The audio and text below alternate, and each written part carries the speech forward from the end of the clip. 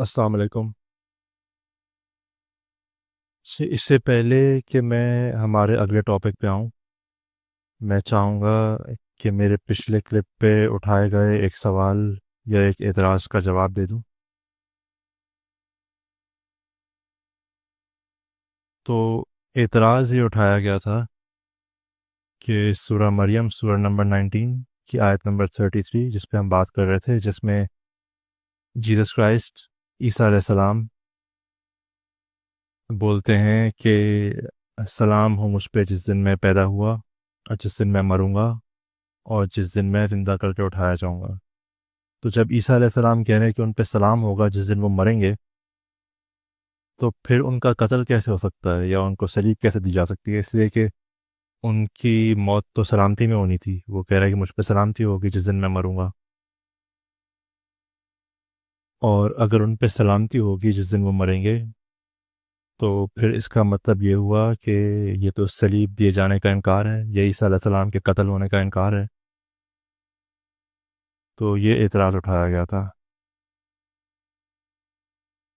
तो इसका जवाब यह है कि जीसस क्राइस्ट या ईसा अलैहिस्सलाम यहाँ पे कोई पेशन गोई नहीं कर रहे कि मैं सलामती की हालत में मरूंगा, बल्कि वो ये कह रहे हैं कि मुझ पे सलाम होगा या सलाम होंगे जिस दिन मैं मरूंगा।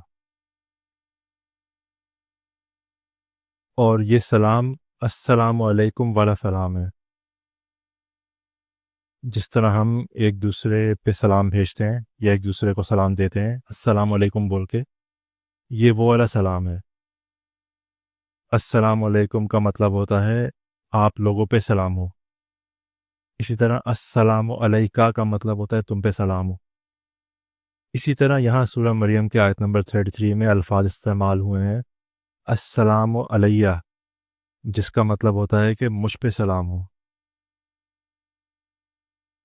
तो ईसा अलैहिस्सलाम यहाँ पे ये नहीं कह रहे कि मैं सलामती की हालत में मरूंगा, बल्कि वो ये कह रहे हैं कि मुझ पे सलाम होंगे या सलाम भेजे जाएंगे जिस दिन मैं मरूंगा।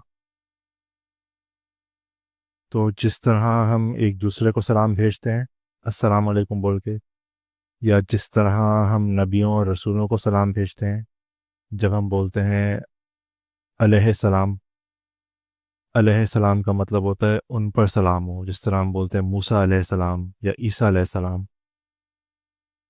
या जिस तरह आपने सुना होगा कि शहदा को सलाम भेजना है, सलाम पेश करना।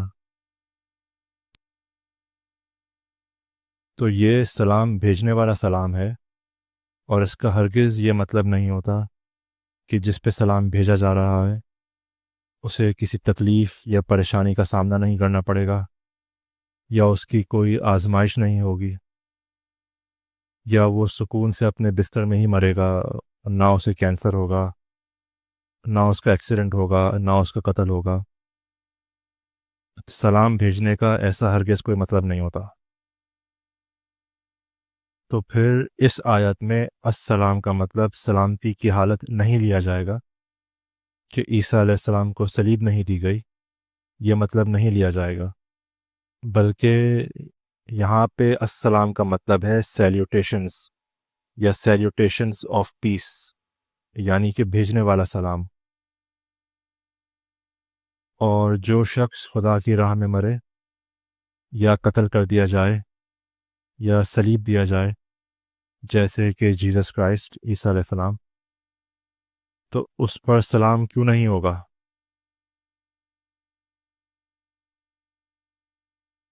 तो कुरान की ये बात बिल्कुल सही लगती है कि जीसस क्राइस्ट पे ईसा अलैहिस्सलाम पे उस दिन सलाम हुआ जिस दिन वो मरे, या जिस दिन उनको सलीब दी गई, या जिस दिन उनका कत्ल हुआ।